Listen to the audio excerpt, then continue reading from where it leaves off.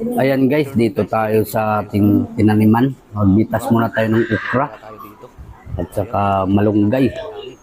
Ayan, mayroon din tayo alugbati. Kaya lulutuin natin today. Ayan, bibili tayo ng isda. For today's video guys, ayan, mayroon tayong isda.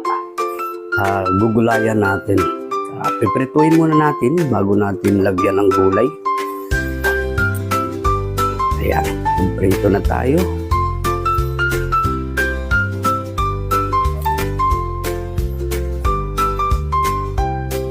Ayan, pumula-pula lang siya at saka maganda yung pagka-prito niya na ayan, bumili tayo sa bikutan ngayon umaga at saka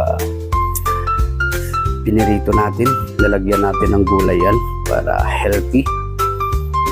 Ayan, may 5 piraso tayo na paprituin para budget para kunting ulam lang, tsaka samahan natin ng gulay. Alam nyo naman ngayon guys, mahal ang bilihin. Kailangan marunong tayo mag-adjust sa ating mga lulutuin. Ayan, maglalagay na tayo ng kawali. Tsaka lalagyan na rin natin ng tubig. Ayan guys, huwag na natin gigisahin kasi naprito na natin yung ating isda. Yan ang binili kong isda, yellowfin. Kaya mahilig tayo sa yellowfin. Yan, nag-iwa tayo ng sibuyas, kamatis,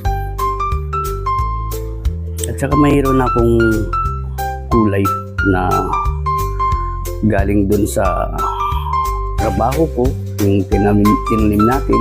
Yan, sabi ko gugulayan natin. At saka yan ang kalabasa, ay nabol ko lang yan dahil yan ang binili ko.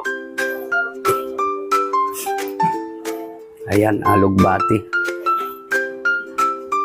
malunggay, okra, at saka kalabasa.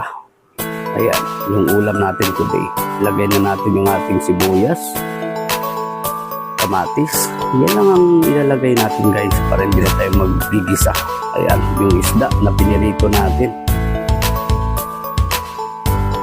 Tsaka maglagay tayo ng kaunting asin kasi yung pinirito natin may asin na yun para healthy. Ayan, unahin natin lagay yung kalabasa, sunod natin okra,